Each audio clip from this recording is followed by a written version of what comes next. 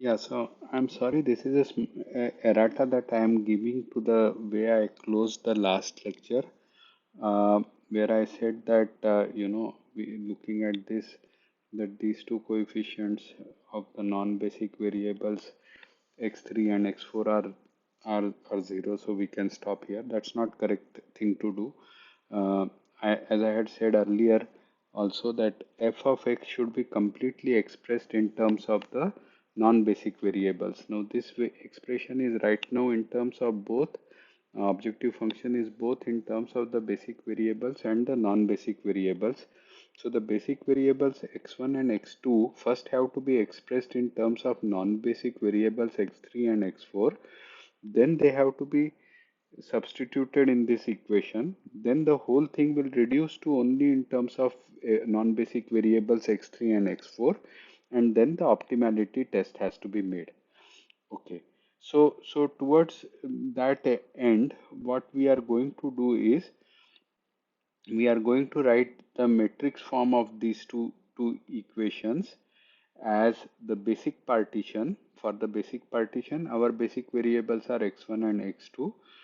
So minus 1, 2, 1, 1 and 1 is equal to times x1, x2 plus the non-basic variables x3 and x4. They come with 1, 0, 0, 1 should be equal to 6 and 5.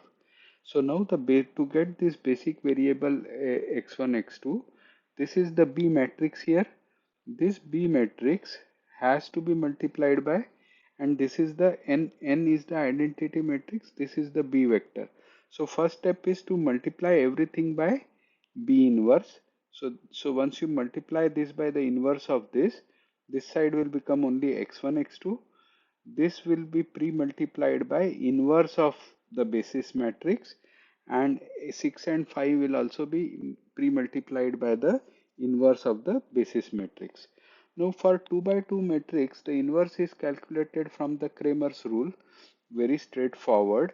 What is that rule?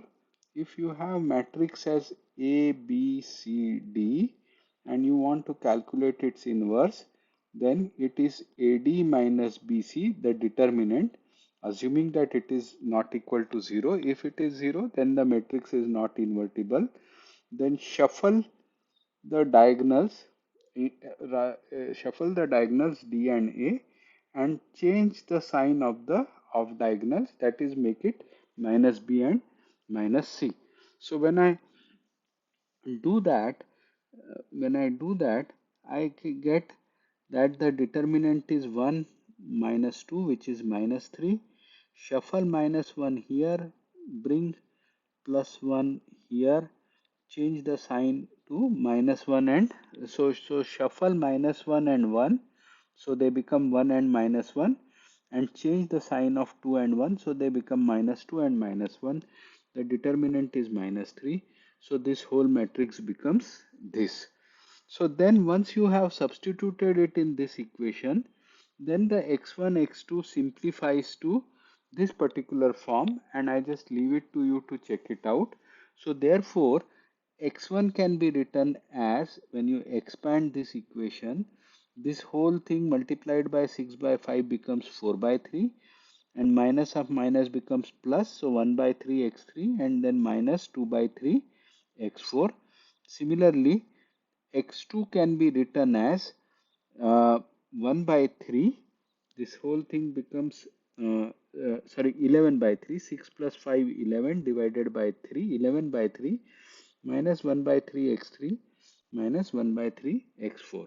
So now the objective function f of x is x1 minus 3 minus 3x2, and substituting for these basic variables x1 and x2, we can simplify it as minus 29 by 4, which is the objective function value at this point, plus 10 by 3 x3 plus 1 by 3 x4.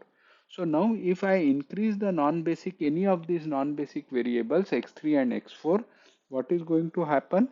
The objective function is going to increase from the current value of minus 29.29 by 4. So therefore no further move can be moved. to reduce the objective function value. Hence, I am at the optimal. So please make this note of this errata that I did, that the last step somehow to close the things early, I did not properly eliminate the basic variables and rewrite the objective function strictly in terms of the non-basic variables. You must do that. Okay. Okay, with this, I close this example. Thank you.